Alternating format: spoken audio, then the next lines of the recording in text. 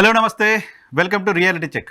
ఆంధ్రప్రదేశ్లో తాజా రాజకీయ పరిణామాలు, కాకినాడ పోర్టు అంశానికి సంబంధించి జరుగుతున్న రాజకీయ వివాదం పైన మనతో మాట్లాడడానికి కాంగ్రెస్ పార్టీ సీనియర్ నేత మాజీ ఎంపీ హర్ష కుమార్ గారు ప్రస్తుతం మనతో పాటు లైవ్లో జాయిన్ అవుతున్నారు. సార్ నమస్తే, వెల్కమ్ టు ఈహా. నమస్తే అండి సార్, చాలా రోజుల తర్వాత ఎలా ఉన్నారు హర్ష కుమార్ గారు? మేము బాగానే ఉన్నాం సార్. సార్ ఏంటి ఆంధ్రప్రదేశ్లో ఈ కాకినాడ పోర్టు, మీ ప్రాంతానికి సంబంధించిన పోర్టు మొత్తం దేశవ్యాప్తంగా ఒక అక్రమ రవాణాకి అడ్డాగా మారిపోయింది లాంటి ఒక ఇంప్రెషన్ ప్రభుత్వం వైపు నుంచి జరుగుతోంది. దీంట్లో వాస్తవం ఎంత, అసలు అక్కడ ఏం జరుగుతోంది, మీ అబ్జర్వేషన్ ఏంటి? మేము చిన్నప్పటి నుంచి కాకినాడ పోర్టు గురించి వింటున్నామండి సార్. కాకినాడ పోర్టు స్మగ్లింగ్ కి పెద్ద అడ్డా ఫ్రమ్ ది బిగినింగ్. మా చిన్నప్పుడు, ఇప్పుడంటే స్వేచ్ఛ విపణిలో అన్ని వస్తువులు దొరుకుతున్నాయి, మాల్స్ పెట్టిన తర్వాత అన్ని దొరుకుతున్నాయి. ఇంతకు ముందు పౌడర్లు, సెంటులు, వాచ్లు, టీవీలు ఇవన్నీ కావాలంటే కాకినాడ పోర్ట్ నుంచి స్మగ్లింగ్ ద్వారా తీసుకొచ్చేవారు. అనకాపల్లి సెంటర్ గా అక్కడ అమ్మేవారు. Anakapalli is the famous for all these things. Okay, అక్కడ నుంచి అందరూ అనకాపల్లి వెళ్ళి కొనుక్కునేవారు స్మగుల్ గూడ్స్. ఇప్పుడు అంటే ఇట్స్ అన్ని కామన్ అయిపోయినాయి కాబట్టి ఆ స్మగుల్డ్ గూడ్స్ తీసుకోవాల్సిన అవసరం లేదు. కానీ ఫస్ట్ కాకినాడ పోర్ట్ దానికి ఫేమస్. బోర్డర్ లోకి వెళ్ళి అక్కడ తెచ్చుకోవడం అన్నది. తర్వాత కాలంలో అక్రమ బియ్యం వ్యాపారం జరుగుతుందా అన్నది చాలా కాలంగా పోర్టులో వినబడుతున్న ఒక ఇది. అంతేకాకుండా ఈ పోర్టులో అక్రమ ఆయిల్, అంటే డీజిల్ ఆయిల్ అవనండి, పెట్రోల్ అవనండి, చాలా అక్రమంగా ఈ ఆయిల్ సరఫరా అవుతుంది. ఎందుకంటే ఇక్కడ రిలయన్స్ కి సంబంధించిన రిఫైనరీస్ ఉన్నాయి. తర్వాత చాలా ఆయిల్, క్రూడ్ ఆయిల్ కూడా వస్తుంది. దీన్ని చాలా గోప్యంగా, చాలా పెద్ద పెద్ద ఆఫీసర్స్, ఎస్పీ స్థాయి, డిఐజీ స్థాయి ఆఫీసర్లు కూడా ఇన్వాల్వ్మెంట్ ఉంటది. గవర్నమెంట్ కూడా తెలిసే జరుగుతుంది అన్నది ఇక్కడ వినపడుతున్న నామి. దీని గురించి చాలా కథనాలు వచ్చినాయి. అదే విధంగా చాలా రకాలుగా దీని మీద వ్యాఖ్యానాలు కూడా వచ్చినాయి. టీవీలు కూడా ప్రసారం చేసినవి ఉన్నాయి, పేపర్లో ఉన్నాయి. కానీ sir, there is no reaction. మీరు చెప్తున్న దాని ప్రకారం పవన్ కళ్యాణ్ గారు కూడా మొన్న ఒక ఆందోళన వ్యక్తం చేశారు. ఈ పోర్ట్ నుంచి తీవ్రవాదులు వస్తే ఎట్లా, మందుగుండు సామాగ్రి ఏమైనా ఇక్కడికి వస్తే ఎట్లా, దీన్ని కంట్రోల్ చేయకపోతే ఎట్లా అని మాట్లాడుతున్నారు. సో అంటే మీరు చెప్తున్న దాని ప్రకారం నిజంగానే పవన్ కళ్యాణ్ గారు చెప్పిన మాటల్ని వ్యాలిడ్ గా చూడాల్సిన అవసరం కనిపిస్తోందా? అంటే పవన్ కళ్యాణ్ గారు డిప్యూటీ సీఎం, పవన్ కళ్యాణ్ గారు డిప్యూటీ సీఎం అని షిప్ దగ్గరికి వెళ్ళనివ్వడానికి వీళ్ళెవరూ ఒప్పుకోలేదు. Government officers, main port officer ఇప్పుడు ప్రజెంట్ పనిచేస్తున్న వ్యక్తి ధర్మశాస్త్ర అన్న వ్యక్తి పనిచేస్తాడు. ఇతను 1 year కాంట్రాక్టర్ బేసిస్ మీద, 1 year కాంట్రాక్ట్ బేస్ మీద పోర్ట్ లో ఆఫీసర్ కింద జాయిన్ అయ్యాడు. 1 year అయిన తర్వాత ఇతను అక్కడున్న మాఫియాతో చేతులు కలిపి పర్మనెంట్ గా కొనసాగిపోతున్నాడు. నేను కచ్చూరు బోటు ప్రమాదం గురించి నేను ఆందోళన చేసినప్పుడు, అప్పుడు ఈ బోట్లన్నిటికీ పర్మిషన్ పోర్ట్ ఇవ్వాలంటే పోర్ట్ ఆఫీసర్ కింద ఇతనే పర్మిషన్స్ ఇచ్చాడు. ఇతను వేణుగోపాల్ రెడ్డి అన్న కలెక్టర్. వేణుగోపాల్ రెడ్డి పోర్ట్ లో పనిచేసినప్పుడు అతను బాగీదన్నమాట. దాని తర్వాత వీళ్ళు ఏం చేశారంటే, వీళ్ళు ఆ కచ్చలూరు బోట్ ప్రమాదంలో నేను ఇతన్ని సస్పెండ్ చేయమని, ఎంక్వైరీ చేయమంటే ఇతను ట్రాన్స్ఫర్ చేశాను. ఇతను ట్రాన్స్ఫర్ అయ్యి మచిలీపట్నం వెళ్ళిన తర్వాత మళ్ళీ ఇక్కడికి వచ్చేసాడు. ఇక్కడ రెగ్యులర్ గా పనిచేస్తున్న ఏ ఆఫీసర్ ను కూడా ఇక్కడ ఉండేవకుండా ఇతను పర్మనెంట్ కాకపోయినా ఇతనే కంటిన్యూ అవుతాడు. ఇక్కడ ఎలీషా వీళ్ళందరూ కూడా ఒక మాఫియా జరుగుతుంది. వాళ్ళ కనుసన్నల్లో పోర్ట్ పనిచేస్తుంది, వాళ్ళ కనుసన్నల్లోనే మొత్తం అంతా నడుస్తా ఉంటది. ధర్మశాస్త్రాన్ని అతను ఈ పవన్ కళ్యాణ్ కి వెళ్ళడానికి అలలు అడ్డు వస్తున్నాయి. చెక్క బోటి మీద వెళ్ళి స్మగ్లింగ్ చేసి వచ్చేస్తా ఉంటారండి. అటువంటిది మెకనైజ్డ్ బోట్ మీద పవన్ కళ్యాణ్ వెళ్తారంటే అడ్డు చెప్పింది ధర్మశాస్త్రం. అతని మీద ఇప్పుడు దాకా యాక్షన్ ఏం తీసుకోలేదు.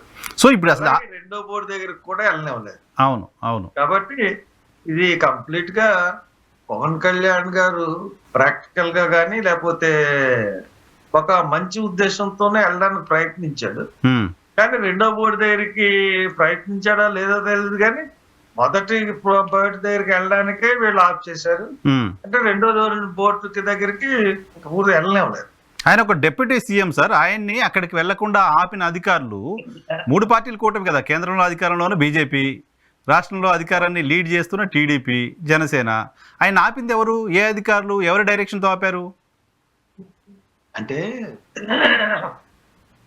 సీఎం కంట్రోల్లో ఉంటుంది సార్ అంతా, ఉమ్, గుర్తుపెట్టుకోండి సార్.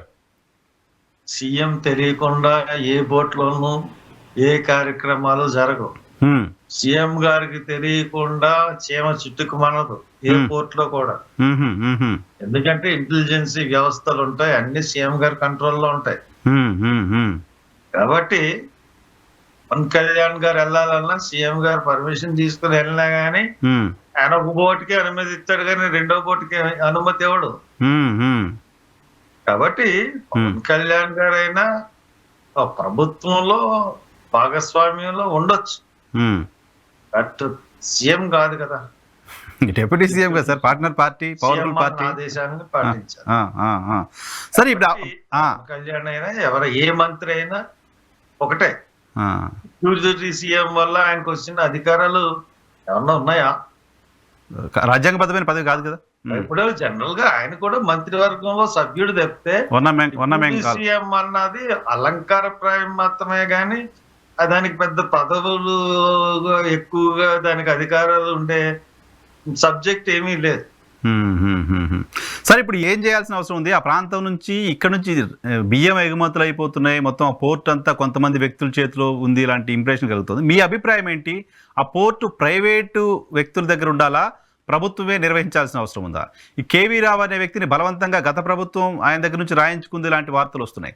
వాటిలో ఎంతవరకు నిజం ఉంది?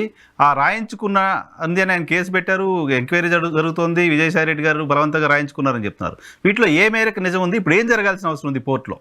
ఒకటి సార్, ఈ పోర్టు వ్యవహారాలు ఇది కొత్త కాదు, మా జిల్లా వాసులకి కొత్త కాదు, ఇది చాలా పాత సమస్య. ఇప్పుడు కొత్తగా పవన్ కళ్యాణ్ గారు రాబట్టి మళ్ళీ ఒకసారి వెలుగులోకి వచ్చింది అంతే తప్పితే పెద్ద ఏం కాదు. ఇంకోటి ఏంటంటే ఇప్పుడు కాంగ్రెస్ హయాంలో బియ్యం ఎక్స్పోర్ట్ అన్నది నిలిపేశారు. అప్పుడు చాలా విపరీతమైన జాగ్రత్తలు తీసుకుని విపరీతమైన మాఫియా సహాయంతో ఈ పీడిఎస్ బియ్యాన్ని కానీ ఏ బియ్యాన్ని కానీ దొంగతనంగా ఎగుమతి చేసేవారు. ఎప్పుడైతే ఇప్పుడు ఎందుకు బియ్యాన్ని ఎగుమతి నిషేధిస్తారండి? మన దగ్గర నిల్వలు ఉన్నంత కాలం ప్రజలకి బియ్యం కొరత అన్నది రాకూడదు. భారతదేశ ప్రజలకి ఒక 8 సంవత్సరాల వరకు యుద్ధం వచ్చినా, వంతర పరిస్థితులు వచ్చినా, కరువు వచ్చినా గానీ బియ్యం అన్నది నిల్వలు ఉంచుకోవాలి అన్న ఉద్దేశంతో నిల్వలు ఉంచుతారు. ఆ నిల్వలు పెరిగిపోతున్న కొద్ది ఒక్కొక్కసారి ఈ బియ్యాన్ని ఎగుమతికి అనుమతిస్తాయి. అది ఇచ్చినా గానీ చాలా తక్కువ కాలం ఇస్తారు, 6 నెలలు ఎంత ఇస్తారు. అవును, పూర్తిగా ఎత్తేసారనుకోండి, మన బియ్యం నిల్వలు అయిపోతే మన దేశానికి చాలా నష్టం. ఇప్పుడు బీజేపీ గవర్నమెంట్ 22లోనూ మరి ఎప్పుడో ఈ బియ్యం మీద ఎగుమతి అన్నది ఎత్తేసింది. అప్పటి నుంచి యథేచ్ఛగా బియ్యం సరఫరా అయిపోతాం. మధ్యలో ఎలక్షన్ ముందు ఆపారులేండి, ఎలక్షన్ ముందు ఎక్స్పోర్ట్స్ ఆపారు, మళ్ళీ తర్వాత ఎత్తేసారు కాబట్టి ఇప్పుడు వెళ్ళిపోతున్నాయి. అది పీడిఎస్ బియ్యమా లేకపోతే గవర్నమెంట్ ఇంకో బియ్యమా అన్నది నిర్ధారించాల్సింది గవర్నమెంట్.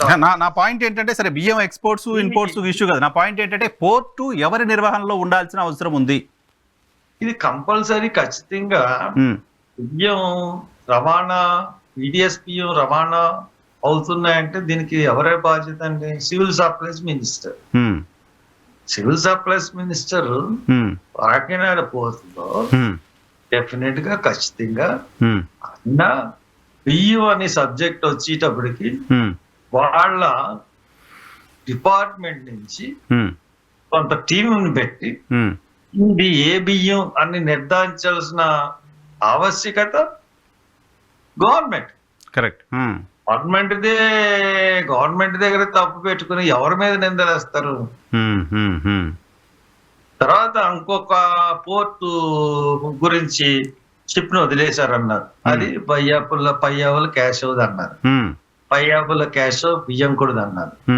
పయ్యావుల కేశవ్ విజయంకుడు ఆయన చిట్ చాట్ గా మాట్లాడుతూ మాది 3 తరాల నుంచి ఈ బియ్యం వ్యాపారం చేస్తున్నాం. ఈ బియ్యం వ్యాపారం మేము విదేశాలకు ఏమి తరలించాం. మేము తమిళనాడుకి కేరళకి పంపుతాం అన్నాడు. ఇప్పుడు మనం కాకినాడ పోర్ట్ లో రికార్డ్స్ లో తీసుకుంటే ఏ బాయిల్డ్ రైస్ ఏ రైస్ కూడా ఏ స్టేట్ కి వెళ్ళదండి. తమిళనాడుకి వెళ్తూ కేరళకి వెళ్తూ. ఎందుకంటే విత్ ఇన్ ఇండియా జల మార్గంలో రవాణా కన్నా రోడ్డు మార్గంలో రవాణా ఖర్చులు తక్కువ అవుతాయి. అవును. సో దట్ ఆయన చెప్పింది మరి అబద్ధం అనుకోవాలా, కావాలని చెప్పాలనుకోవాలా? 3 తరాల నుంచి అంటే ఆ 3 తరాలలో మరి కొంతకాలం మరి బియ్యం అసలు ఎగుమతులే లేవు. అవును. మరి ఏ ఉద్దేశంతో చెప్పడం మనకు తెలియదు. మీరు కాదు సార్, మీరు కాస్త ఓపెన్ గా మాట్లాడతారని పేరు, మీరు కాస్త ఓపెన్ గా మాట్లాడతారు. మనం కేరళ పంపించాలనుకోండి సార్, మనకి రామసేతు అడ్డు ఉంటది కాబట్టి శ్రీలంక నుంచి షిప్ తిరిగి ఆల్ రౌండ్ ట్రిప్ అయ్యారండి. 3 రెట్లు అవుతుంది షిప్ అంటే ఖరీదు. ఓకే. అంత ఎక్కువ ఖరీదుతో కేరళకి పంపాల్సిన అగత్యం ఉంది. ట్రైన్ ద్వారా గానీ రోడ్ ద్వారా గానీ తక్కువ అవుతున్నప్పుడు సస్పిషియస్. హర్ష కుమార్ గారు కాస్త ఓపెన్ గా మాట్లాడతారు, ఏది దాచుకోరు, ఏది ఉంటే అది మాట్లాడతారు అని పేరుంది హర్ష కుమార్ గారు. రిజర్వేషన్ ఏంటి? ఈ 6 నెలల్లో అక్కడి నుంచి అక్రమంగా తరలిస్తున్న వాళ్ళు ఏ పార్టీలు వాళ్ళు ఉన్నారు? గడిచిన 5 సంవత్సరాలు అక్కడ నుంచి అక్రమంగా తరలిస్తున్న వాళ్ళు ఏ పార్టీలు వాళ్ళు ఉన్నారు? ఓపెన్ గా చెప్పగలరా? సరే, మీకు ఇప్పుడు అప్లికేషన్ ఉంటుందని నేను అనుకోవట్లా. ఉన్నారు సార్, అన్ని పార్టీ వాళ్ళు ఉన్నారు. ఈ పార్టీ ఆ పార్టీ అని ఏమి లేదు, అన్ని పార్టీల వాళ్ళు ఉన్నారు. జనసేన కూడానా? పార్టీలో ఉంటారు సార్. ఇప్పుడు చంద్రశేఖర్ రెడ్డి స్నేహితులు ఎవరండి? మీరే చెప్పాలా. జనసేన వాళ్ళే ముఖ్య స్నేహితులు. కాకినాడలో ఎవరిని అడిగినా జనసేనని ఎక్కువగా తిరిగే వాళ్ళు చంద్రశేఖర్ రెడ్డి పక్కనే ఉంటారు. ఓహో. అవి మీకు పూర్తి ఆధారాలు తర్వాత ఇస్తాను. ఓకే. పోర్టు ప్రైవేట్ వ్యక్తుల ఆధీనంలో ఉండాలా? కాకినాడ పోర్టు ప్రభుత్వం ఆధీనంలో ఉండాల్సిన అవసరం ఉందా? పోర్టులన్నీ కూడా ప్రభుత్వ ఆధీనంలోనే ఉంటాయండి. పోర్ట్ ఆఫీసర్ ఆధీనంలోనే ఉంటాయి. పోర్టు ప్రైవేట్ ఆధీనంలో ఉండడానికి వీల్లేదు. కాబట్టి ప్రభుత్వ ఆధీనంలో ఉండాలి. ప్రభుత్వం ఇప్పుడు ఎయిర్పోర్ట్లకి సిఎస్ఐఎఫ్ భద్రతా బలగాలకి ఏ రకంగా ఇచ్చిందో, ఇప్పుడు మనకి బాంబే నుంచి జల మార్గంలోనే వచ్చి పోర్టుకి ఎక్కడున్నా జల మార్గం నుంచి వచ్చి బాంబే అంతటిని తగలబెట్టేశారు కసద్ మూవ్మెంట్. అటువంటిది ఈ షిప్పుల్లో స్మగ్లింగ్ జరుగుతా ఉందంటే ఇప్పటి వరకు ప్రభుత్వం మీనామేషాలు లెక్క పెట్టకుండా ఇమీడియట్ గా సిఎస్ఎఫ్ భద్రత కలిపి భద్రతకి ఇచ్చేయాలి. చేసి కంప్లీట్ పోర్ట్లన్నీ వాళ్ళ అజమాయిషీలో ఉండాలి. ఆల్ ఇండియన్ పోర్ట్స్ ఉంటేనే ఈ స్మగ్లింగ్, ఈ కొకాయిన్ లాంటిది అన్ని ఆగుతాయి. కాకినాడ సీ పోర్ట్ లో కూడా ఇంతకు ముందు 16,000 కోట్లు ఖరీదు చేసే కొకాయిన్ వచ్చింది. చంద్రశేఖర్ రెడ్డి జగన్ కి సంబంధం ఇవన్నీ జరుగుతా ఉన్నాయి. సో దట్ మీరు అన్ని కూడా సిఎస్ఎఫ్ కి ఇచ్చి పూర్తి అధికారాలు వాళ్ళ మీద పెడితే కాస్త కంట్రోల్ అవుతుంది. సార్, వైజాగ్ చాలా మాఫియా అండి, ఆయిల్ కూడా మాఫియా. వైజాగ్ పోర్ట్ నుంచి కూడా 25,000 టన్నుల డ్రగ్స్ వైజాగ్ పోర్టుకు వచ్చింది అని ఎన్నికల ముందు చూసాం. సో ఇప్పుడు అదేం లేదు అని సిబిఐ చెప్తోంది. మనకి వైజాగ్ లో సార్ వచ్చిన సమాచారం చిన్న సమాచారం కాదండి. వైజాగ్ లో వచ్చిన సమాచారం ఇంటర్పోల్ నుంచి వచ్చింది. ఇంటర్పోల్ నుంచి గవర్నమెంట్ ఆఫ్ ఇండియాకి వచ్చింది. ఏమని? బ్రెజిల్ దేశం నుంచి పెద్ద కంటైన్మెంట్ లో డ్రగ్స్ వస్తున్నాయి. అది సిబిఐ దాని మీద ఆ షిప్ వచ్చిన వెంటనే రైడ్ చేసింది. ఒక కంటైనర్ ని పట్టుకున్నారు, దాని శాంపిల్స్ తీశారు. శాంపిల్స్ తీస్తే జగన్మోహన్ రెడ్డి పోలీసులు పెట్టి కొంతసేపు ఆఫ్ చేశాడు. వాళ్ళని ఇన్వెస్టిగేషన్ చేయకుండా లోనికి రాకుండా ఒక అరగంట గంట ఆఫ్ చేశాడు అని చెప్పి తెలుగుదేశం కూటమి ప్రభుత్వం కూటమి వాళ్ళకి సంబంధించిన వాళ్ళందరూ వాళ్ళు విమర్శించారు. దాని తర్వాత అది వాళ్ళు పరిశీలించి దీంట్లో ప్రాథమికంగా మేము దర్యాప్తు చేసాం. 25,000 కేజీల టన్నులు 25,000 కేజీలు కొకైన్ ఉంది. దీని విలువ ఇంటర్నేషనల్ గా చాలా దగ్గర 50,000 కోట్లకి సంబంధించింది. కాబట్టి ఇది అని చెప్పేసి ప్రెస్ మీట్ పెట్టి సిబిఐ వాళ్ళు ప్రెస్ రిలీజ్ చేశారు. అవును, ఎవరు కాదు, సిబిఐ వాళ్ళే ప్రెస్ మీట్ పెట్టారు. ఎంత దొరికింది, దీని వాల్యూ ఎంత 50,000 కోట్లు అని చెప్పేసి సిబిఐ వాళ్ళు ప్రెస్ మీట్ పెట్టారు. ప్రెస్ మీట్ పెట్టిన తర్వాత దీన్ని సీజ్ చేస్తున్నాం, ప్రాథమిక ఆధారం ద్వారా కొకైన్ ఉంది అని సీజ్ చేశారు. ఆఫ్టర్ దాట్ ఇది జగన్ కి సంబంధించిన షిప్మెంట్ అని చెప్పేసి తెలుగుదేశం, జనసేన, బీజేపీ వాళ్ళు కాదు, జగన్ వాళ్ళేమో ఇది పురంధేశ్వర్ కొడుకు సంబంధించింది, వాళ్ళ కంపెనీలో ఉందని చెప్పేసి వాళ్ళు, అలాగే చంద్రబాబు నాయుడుకి సంబంధించిందని ఒకళ్ళు, ఇలాగ రకరకాలుగా ఇరు పార్టీలు ఎలక్షన్ ముందు మార్చి నెలలో ఇది జరిగింది. దాని మీద ఒకళ్ళొకరు కంప్లైంట్ అయ్యి చేసుకున్నారు. చేసుకున్న తర్వాత 9 నెలలు నేను అప్పుడప్పుడు నేను ఎత్తుతానన్నాను. 9 months ఈ వేళకి 9 months అయిన తర్వాత నిన్న కాక మొన్న గవర్నమెంట్ ఏం చేసిందండి, అసలు ఆ యొక్క కొకైన్ అన్నది కొకైన్ లో ఏదైతే ఇప్పుడు షిప్ లో పట్టుబడిన పదార్థం ఏదైతే ఉందో దాంట్లో ఫస్ట్ కొకైన్ పాజిటివ్ రిజల్ట్ వచ్చింది. ఇప్పుడు ల్యాబ్స్ లో పరీక్షించినప్పుడు నెగిటివ్ వచ్చిందని చెప్తాం. కాబట్టి మేము దాన్ని రిలీజ్ చేస్తున్నాం కన్సైన్మెంట్ ని అని అన్నారు. అంటే నాకు తెలియకొస్తాను, ఒకసారి పాజిటివ్ వచ్చిన తర్వాత కొకైన్ గవర్నమెంట్ ఏ రకంగా నెగిటివ్ అని చెప్పగలదండి. ఒక మనిషిలో కొకైన్ ఎక్కినప్పుడే ఒక 6 నెలల వరకు ఆ కొకైన్ ఆనవాళ్ళు దొరుకుతాయంట. కొకైన్ తాగిన వాడి మీద 6 నెలలు అయిన తర్వాత కూడా కొకైన్ ఆనవాళ్ళు దొరుకుతాయి. రక్తంలో కలిసిపోయిందని దొరికేస్తున్నప్పుడు 9 నెలల తర్వాత cocaine positive cocaine negative cocaine అయిపోయిందంటే గవర్నమెంట్ ప్రకటిస్తే సిబిఐ ఎవరు నమ్ముతారు సార్? ఎవరిని కాపాడడం కోసం సిబిఐ మాట ఉన్నది. ప్రైమ్ మినిస్టర్ కి సంబంధం ఉందా ఈ కేసులో? అదానికి సంబంధం ఉందా? వీళ్ళే ఆ కొకైన్ మొత్తం మార్చేసి వీళ్ళ గవర్నమెంట్ ఆధీనంలో ఉంది కాబట్టి వీళ్ళు ఎక్కడికైనా దాన్ని తరలిచ్చేసి ఒక దీని పవర్ లేని అన్ని పెట్టారా ఏంటి అన్నది ఇంకా తెలియదు. ఇది ఒక రాజుగారి పరిపాలనలో మనం ఉన్నాం, చక్రవర్తి పరిపాలనలో. ఆ చక్రవర్తికి అన్ని విభాగాలు అంటే స్వయం ప్రతిపత్తి గల అన్ని విభాగాలు సాష్టాంగ సంస్కారం చేస్తా ఉంటాయి. సిబిఐ గాని, ఈడీ గాని, ఇన్కమ్ ట్యాక్స్ గాని అన్ని విభాగాలు ఆయన చేతిలో ఉంటాయి కాబట్టి మనం ఏం చెప్పలేము దీన్ని. ఎస్ఎన్టీఎస్ అంటే నువ్వు ఇదో పలానాడు ముఖ్యమంత్రి అంటే పలానాడు ముఖ్యమంత్రి, ఇది కాదంటే ఇది కాదు అంత రాజుగారి ఇష్టమే కదా. అంతే, మనకి వేరే ఆల్టర్నేట్ లేదు. ప్రజాస్వామ్య నియంత చక్రవర్తి పాలన నడుస్తుంది కాబట్టి మనం దీని మీద ఏం మాట్లాడాలి. కూటమి పాలన పైన మీ రెస్పాన్స్ ఏంటి? 6 నెలల కూటమి పాలన పైన. It's a failure government. ఇప్పుడు నిన్న పేరెంట్స్ విద్యా విషయానికి వద్దాం సార్. నిన్న పేరెంట్స్ టీచర్స్ మీటింగ్ పెట్టారు. ఏమండి, మీరు ప్రైమరీ ఎడ్యుకేషన్ గానీ, సెకండరీ ఎడ్యుకేషన్ గానీ, హైయర్ ఎడ్యుకేషన్ గానీ మీ గవర్నమెంట్ వచ్చిన తర్వాత ఏమన్నా నిధులు రిలీజ్ చేశారా? మన జగన్ విమర్శించాడు. 3,750 కోట్లు ఫీజు రియంబర్స్మెంట్ బాకీ ఉన్నారు, ఒక్కటి రిలీజ్ చేశారా? నేను కూడా అడుగుతున్నా, తెలుసు. పోనీ ఇది కాదు, చంద్రబాబు నాయుడు గారు జగన్ కన్నా ముందు ముఖ్యమంత్రిగా ఉన్నప్పుడు 23,000 కోట్లు ఫీజు రియంబర్స్మెంట్ డబ్బులు కాడి నుంచి అన్ని డబ్బులు, కాంట్రాక్టులు కావాల్సిన అన్ని డబ్బులు పసుమ కుంకుమ కింద ఇచ్చేసి ఖజానా ఖాళీ చేశారు. కనీసం ఆ డబ్బులు కూడా రిలీజ్. సో ఒక రోడ్డే లేదు, కథలు చెప్తున్నారు తప్పితే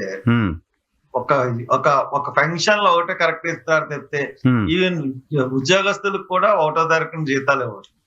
అన్ని విషయాల్లోనూ హామీలన్నీ మొన్న చంద్రబాబు నాయుడు గారు అసెంబ్లీ సాక్షిగా అబద్ధం ఆడుతున్నాడండి. ఏంటది? ఆయన ఏంటంటే మేము నిరుద్యోగ వృత్తి ఇవ్వడం మొదలు పెట్టామంటున్నాడు.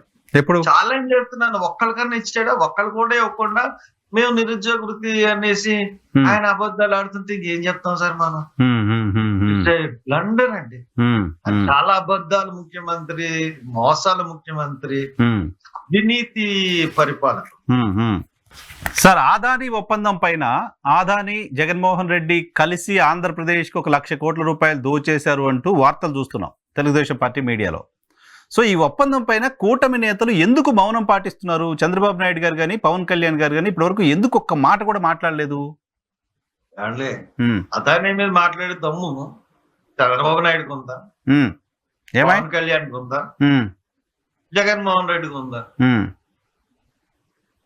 అదాని అంటే ఎవరు? మోడీ చెప్పినట్టు చేయాల్సిందే. ఇప్పుడు ఒప్పందం మరి జగన్ తప్పు చేశాడు కాబట్టి ఒప్పందం రద్దు చేయమనండి, చేయాలి కదా. తప్పుడు ఒప్పందం చేసుకున్నాడు, మన రాష్ట్ర ప్రజల మీద భారం మోపాడు జగన్, తప్పుడు ఒప్పందం రద్దు చేయాలి కదా. వీళ్ళు చెప్పిన వాళ్ళు చేయాలి కదా. మరి చేసి దమ్ము ఎక్కడ తెలుగు? మోడీని కాదని దమ్ము ఉందా? మోడీ వాళ్ళు గెలిచిన వాళ్ళు కాబట్టి నోరు మూసుకుని కూర్చోవాలి. కాదు, నా పాయింట్ ఏంటంటే దేశంలో రాహుల్ గాంధీ గారు ఆదానికి వ్యతిరేకంగా ఫైట్ చేస్తున్నారు సార్. రాహుల్ గాంధీ గారు, మీరు ఈ రాష్ట్రంలో ఆదాని జగన్మోహన్ రెడ్డి ఒప్పందం కుదుర్చుకోవడం వల్ల 1,00,000 కోట్ల రూపాయల పైన ఆంధ్రప్రదేశ్ రాష్ట్ర ప్రజల మీద భారం పడుతుంది అనేది వార్త బయటకు వచ్చింది, మాట్లాడుతున్నది తెలుగుదేశం పార్టీ. కాంగ్రెస్ పార్టీగా కూటమి నేతలపైన మీరు తీసుకొస్తున్న ఒత్తిడి ఏంటి? మీరు చేస్తున్న ప్రయత్నం ఏంటి? మీరు చేస్తున్న ఆందోళన ఏంటి? సార్, నేను ఎప్పుడు మాట్లాడుతూనే ఉంటాను సార్. కాంగ్రెస్ పార్టీకి మా అధ్యక్షురాలకి నీ మీద విమర్శలు తప్పితే తక్కిన రాష్ట్రం ఎలా పోయినా అనవసరం. కాబట్టి నేను కాంగ్రెస్ పార్టీగా నేను ఇండివిజువల్ గా ఎప్పుడు కూడా నేను అదానిని సహించను, మోడీని సహించను, ప్రతిపక్షాలని నేను కాంగ్రెస్ తప్పు చేసినా కూడా నేను గట్టిగా అడుగుతాను. కాబట్టి అదేముంది, నేనే కాంగ్రెస్ ని నడిపించట్లేదు కదా. కాంగ్రెస్ నడిపించే వాళ్ళు చేయాల్సిన విమర్శలు వాళ్ళు కూడా ఏం చేస్తారు? రద్దు చేయమని అడిగింది పాపం. నేను కూడా చూశాను, రద్దు చేయమని అడిగింది. కానీ ఎక్కువగా ఆమె టార్గెట్ చేసేది అలానే తెలుగుదేశం కన్నా, కూటమి కన్నా, బీజేపీ కన్నా ఆమె ఎక్కువగా టార్గెట్ చేస్తున్నది అలానే మీద. సో దాట్ అధికార పార్టీలో ఉన్న వాళ్ళని ఎక్కువగా టార్గెట్ చేయాలి. అది మానేసి ఆవిడ ప్రతిపక్షంలో ఉన్న వాళ్ళని టార్గెట్ చేయడం వల్ల కాంగ్రెస్ పార్టీ పుంజుకోలేకపోతుంది. ఓకే, ఇది పార్టీలో డిస్కషన్ ఉందా సార్? పార్టీలో చర్చిస్తున్నారా? పార్టీ ఏ దిశగా వెళ్తోంది, ఏ ఎజెండా ప్రకారం వెళ్తోంది? నాకు తెలీదు అది. ఎందుకంటే ఆమె మీద అపారమైన నమ్మకం ఉంది. తెలంగాణ ఆడపడుచుని, తెలంగాణ బిడ్డని, నేను తెలంగాణలో పుట్టాను, తెలంగాణలో పెళ్లి చేసుకున్నాను, తెలంగాణలో నేను అంతాను అని చెప్పేసి అమ్మాయిని తీసుకొచ్చి ఆంధ్రప్రదేశ్ ప్రెసిడెంట్ పదవులు ఇస్తే ఆంధ్రప్రదేశ్ ప్రజలు ఎందుకు ఒప్పుకుంటారు సార్? ఎందుకనే ఎప్పుడు ఉన్న 1% పడిన ఓట్లు రావడం వల్ల మాకు ఎక్కువ ఓట్లు ఏమైనా వచ్చినాయి? 1% ఓట్లే కదా వచ్చినాయి.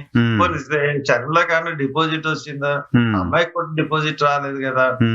అంటే మాకేంటంటే మాకు అధిష్టాన వర్గం వాళ్ళ దౌర్భాగ్యం. చర్యలు నిర్ణయించుకోకపోతే మనం ఏం చేయగలం? ఎందుకు సార్ అధిష్టానం ఆంధ్రప్రదేశ్ కాంగ్రెస్ పార్టీ పైన, ఆంధ్రప్రదేశ్ రాష్ట్రం పైన అసలు ఆశలు లేవా? 25 పార్లమెంట్ స్థానాలు ఉన్న రాష్ట్రం కదా. వాళ్ళకి గ్రౌండ్ లెవెల్ రియాలిటీస్ తెలియవండి. గ్రౌండ్ లెవెల్ రియాలిటీస్ తెలుసుకున్నానికి ప్రయత్నించారండి. పార్టీ మాటలు వింటారండి. రాహుల్ గాంధీ, సోనియా గాంధీ అందరు కూడా. ఇప్పుడు వాళ్ళకి ఏంటి? హర్యానాలో ఏం చేయాలి? షల్జాని ముఖ్యమంత్రి అభ్యర్థిగా ప్రకటిస్తే హర్యానా ఎగురు. కరెక్ట్. జాట్స్ వల్ల ఆ తక్కిన సామాన్య ప్రజలందరూ ఇబ్బందులు పడుతున్నారు, డౌన్ టౌన్ కమ్యూనిటీస్ ఇబ్బంది పడుతున్నాయి, దళితులు ఇబ్బంది పడుతున్నారు అని చెప్పేసి హర్యానాలో డెఫినెట్ గా ఒక స్లోగన్. అయినా కానీ జాట్ భూపేంద్ర సింగ్ హుడాని తీసుకొచ్చి అతని సీఎం కింద అభ్యర్థి కింద పెట్టడం వల్ల అంతకు ముందు పార్లమెంట్ లో నెక్కిన వాళ్ళు అసెంబ్లీలో ఓడిపోయారు. ఇప్పుడు మహారాష్ట్ర ఎన్నికలు వచ్చినాయి. మహారాష్ట్రలో ఎందుకు ఓడిపోయారండి? శివసేన బలమైన పార్టీ. శివసేనలో సీలుకు వచ్చింది. శివసేనలో సీల్చింది ఎవరండి? షిండే. షిండే ఎవరండి? మహర్ బాల సామ్రాజ్యానికి చెందిన. బికాస్ ఆఫ్ షిండే మొత్తం షిండే ముఖ్యమంత్రి అవుతారు అనుకుని, ఫడ్నవీస్ ముఖ్యమంత్రి అంటే మహారాష్ట్రలో అధికారంలోకి రాదు. ముఖ్యమంత్రి కింద షిండే ఉన్నాడు కాబట్టి ముఖ్యమంత్రి ఇతనే అవుతాడని చెప్పేసి మహారాష్ట్ర అందరూ మళ్ళీ వీళ్ళకి ఓట్లు వేశారు. అది చెయ్యరు, షిండేని చేయరు అని చెప్పే ప్రచారంలో కాంగ్రెస్ పార్టీ వెనకబడిపోయింది. అట్లాగే ఒక దళిత్ ఫేస్ ని పెట్టలేకపోతుంది ఎక్కడ ఏ రాష్ట్రంలో కూడా. దానివల్ల డౌన్ ఫాల్ బాగా ఎక్కువ అవుతాం. ఇక్కడ ఉన్నారనుకోండి ఆంధ్రప్రదేశ్ లో కానీ అన్ని రెడ్డి కమ్యూనిటీ, ఫార్వర్డ్ కమ్యూనిటీస్ మీద కాంగ్రెస్ పార్టీ ఎక్కువ రిలయబుల్ అవుతుంది. కానీ మీలాంటి వాళ్ళకి అవుతుండడం వల్ల ప్రాబ్లం ఏమొస్తుందంటే, ఆ రిలయబుల్ అవుతుండడం వల్ల ఇప్పుడు ప్రతి కులం కూడా, కుల రాజకీయాలు భారతదేశంలో ఎక్కువ, ఈ కుల రాజకీయాల్లో ప్రతి డౌన్ ట్రాడన్ కమ్యూనిటీ కూడా మాకు రాజ్యాధికారం కావాలని పోరాటంలో దిగుతున్నాయి ఎక్కువగా. అటువంటి పరిస్థితుల్లో వాస్తవ పరిస్థితులను బేరీ చేసుకుని కాంగ్రెస్ పార్టీ ముందుకెళ్ళాలి. అక్కడ ఫెయిల్ అవుతుంది కాంగ్రెస్ పార్టీ. కానీ మీలాంటి వాళ్ళకి కాంగ్రెస్ పార్టీ అవకాశం ఇస్తే కూడా మీరు అవకాశాలు తీసుకోవట్లేదు కదా, పదవి వద్దు అని చెప్పారు కదా మీరు. నేను ఒక జూనియర్ దగ్గర నన్ను సీనియర్ ని పదవి పెడితే నేను రాజేస్తాను సార్. నన్ను పిసిసి ప్రెసిడెంట్ చేస్తే నేను పదవి ఒప్పుకుంటాను. నా ఆత్మగౌరవాన్ని చెప్పుకొని ఒక పదవిని తీసుకోవాల్సిన అగత్యం నాకు లేదు. నా ఆత్మగౌరవం నాకు ముఖ్యం. నేను నాకు పదవులు ఇచ్చేసానంటే నాకు కావాల్సిన, నాకు స్టేట్ ఇన్ఛార్జ్ ఇవ్వాలి. అందుకని ఎవడో దగ్గర ఒక బచ్చగాడి దగ్గర నన్ను చేయమంటే నేను ఎట్లా చేస్తాను? నేను నాకు ఆత్మగౌరవం కావాలి, దానికి రకంగానే నేను వెళ్తాను. అంతేగాని నేను పదవుల గురించి నా ఆత్మగౌరవం పోగొట్టుకునే మనిషిని కాదండి. నాకు పదవులు పెద్ద సమస్య కాదు. వస్తాయి, ఈవేళ వస్తాయి, రేపు పోతాయి. ఇప్పుడు నేను నా ఆత్మగౌరవం సంరక్షించుకోవడంలో నేను ముందు. సార్, మీరు గాంధీ కుటుంబానికి కాంగ్రెస్ పార్టీకి చాలా లాయల్ గా ఉన్నారు. అనేక సందర్భాల్లో కాంగ్రెస్ పార్టీ ఐడియాలజీ కోసం పనిచేస్తూ వచ్చారు. ఉత్తరప్రదేశ్లో రాహుల్ గాంధీ, ప్రియాంక రోడ్డు మీద అరెస్ట్ అయిన దృశ్యం చూసి చలించిపోయి మళ్ళీ నేను కాంగ్రెస్ పార్టీలో యాక్టివ్ అవుతాను అని వచ్చారు.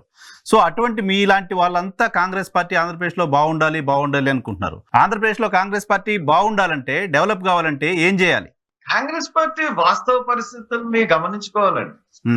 వాస్తవ పరిస్థితుల్ని ఏంటి, గ్రౌండ్ రియాలిటీస్ ఏంటి? ఇప్పుడు ఆంధ్రప్రదేశ్ లో మనం చూసుకున్నట్లయితే, చూసుకున్నప్పుడు ఆంధ్రప్రదేశ్ లో విభజన తీసుకురావడం అన్నది చాలా పొరపాటు నిర్ణయం. మేము ఎంపీల కింద ఉండి 2014 లో ఏడ్చామండి. ప్రజలు మేము చేసిన పోరాటాన్ని గుర్తించలేదు. మేము కాంగ్రెస్ పార్టీ చెప్పినట్టే ఆడామని అనుకున్నారు. అక్కడ కాంగ్రెస్ పార్టీ మమ్మల్ని బహిష్కరించింది 6 ఏళ్ల పాటు. బహిష్కరించినా గానీ ప్రజలు మాకు సపోర్ట్ చేయలేదు. కాంగ్రెస్ పార్టీని తొక్కేయాలనుకున్నారు. కాంగ్రెస్ పార్టీ ఫేస్ కనపడిన ప్రతి చోట కాంగ్రెస్ ను ఓడించాలని వచ్చేసారు. కాంగ్రెస్ ను ఓడించడమే చేయమనుకున్నారు. కాంగ్రెస్ పార్టీకి ఆంధ్రప్రదేశ్ అన్యాయం చేసిందన్న భావనలో ఉన్నారు. ఇప్పటికీ ఆ భావన నుంచి బయటపడట్లేదు. ఇంకేం చేయాలి? దీనికి ఏం చేయాలంటే, తెలంగాణ అమ్మాయిని తీసుకొచ్చి నేను తెలంగాణ అంటే ఈ భావన మీద ఉన్న వాళ్ళకి తెలంగాణ అమ్మాయి తీసుకొచ్చి ఆంధ్రలో పెడితే ఏమన్నా అవుతుందండి? పోనీ ఇప్పుడు దాకా పనిచేసిన వాళ్ళు, పిసిసి ప్రెసిడెంట్ కి పనిచేసిన వాళ్ళు, మనం రఘువీరారెడ్డి గాని, లేకపోతే శైలజానాథ్ గాని, లేకపోతే ఆ గుడికి రుద్రరాజు గాని, ఇలా ఎవరన్నా ఆంధ్రప్రదేశ్ లో కాపురం ఉంటున్నారండి? బెంగళూరులో ఆయన కాపురం ఉంటారు రఘువీరారెడ్డి, శైలజానాథ్, రుద్రరాజు ఏమో హైదరాబాద్ లో ఉంటారు. కనీసం అద్దెళ్ళు కూడా తీసుకోకుండా వస్తే రఘువీరారెడ్డి గారు ఎలా బతుకుతుంది? ఇక్కడ ఉన్న నిజమైన వ్యవహారాలని కాంగ్రెస్ పార్టీ అధిష్టానం గుర్తించట్లేదు. బేసిక్ అబ్జర్వర్స్ కూడా రియాలిటీస్ పంపించట్లేదు. వాళ్ళకి ఏమన్నా డబ్బులు ఇస్తే వాళ్ళు ఎవరో పదవులు ఉంటే వాళ్ళకి దాసోహం. కాదు, రఘువీరారెడ్డి గారు ఆంధ్రప్రదేశ్ లోనే ఉంటున్నారు, ఆయన వాళ్ళ ఊర్లోనే ఉంటున్నట్టున్నారు. కానీ మీరు కాదు సార్, మీరు ఎప్పుడైనా రఘువీరారెడ్డి గారు ప్రెసిడెంట్ చేసినప్పుడు బెంగళూరు లో ఉన్నాడు సార్. తర్వాత ఆలయం కట్టించినప్పుడు మట్టుకే కాంగ్రెస్ పార్టీ పగ్గాలు వదిలేసినప్పుడు మట్టుకే వాళ్ళు ఊర్లో ఉంటారు. అంతకు ముందు ఆయన పదవి చేసినప్పుడు బెంగళూరు నాకు పక్కా తెలుసు. షర్మిల గారితో ఏమన్నా మాట్లాడారా? షర్మిల గురించి ఏం మాట్లాడతాం సార్? షర్మిల ఏముంది, రాజశేఖర రెడ్డి గారు కూతురు, ఆయన గురించి మాట్లాడడానికి ఏముంటది? దాంట్లో ఎవరో చిన్న అమ్మాయి ఏదో మాట్లాడుతూ ఉంటది. అమ్మాయి పార్టీని అమ్మాయి వల్ల స్ట్రెంగ్త్ అవ్వదు. అమ్మాయి గురించి మాట్లాడాల్సినంత సీన్ అమ్మాయికి లేదు. ఆమెతో ఎప్పుడైనా మాట్లాడారా మీరు? ఆమెకు ఫోన్ చేయడం కానీ ఆమె మీకు ఫోన్ చేయడం కానీ ఎప్పుడైనా? ఆమె ఏమనుకుంటున్నారు, కేంద్ర మంత్రులుగా చేసిన వాళ్ళనే పక్కకు పొమ్మంటది. ఎక్స్ ఎంపీలు కూడా ఇంటర్వ్యూ లేదు. సామాన్య కార్యకర్త వెళ్ళి అమ్మాయితో మాట్లాడలేడు. ఆమెకి రాహుల్ గాంధీ, ప్రియాంక గాంధీ, సోనియా గాంధీ తప్పితే తక్కువ ఎవరు మనుషుల కింద కనపడరు. అసలు కాంగ్రెస్ పార్టీలో ఉన్న సీనియర్ కాంగ్రెస్ నాయకులందరూ కూడా ఒక్కళ్ళు ఆవిడని సపోర్ట్ చేసిన వాళ్ళు ఎవరు కూడా ఆయన పక్కన లేరు. ఆవిడ పక్కన అంటే ఆవిడకి జగన్ కన్నా అహంభావం, రాజశేఖర రెడ్డి కన్నా అహంభావం. వాళ్ళిద్దరు కూడా ఈవిడ ముందు సరిపోదు. చాలా తాత రాజారెడ్డి కన్నా అహంకారం ఈ అమ్మాయికి. సరే, రైట్ సార్, థ్యాంక్ యూ. చాలా సమయం ఇచ్చారు. మళ్ళీ ఒకసారి మాట్లాడదాం డీటెయిల్ గా. Thank you. ఇది హర్ష కుమార్ గారితో స్పెషల్ రియాలిటీ చెక్. రేపటి షోలో మళ్ళీ కలుద్దాం. చూస్తూ ఉండండి.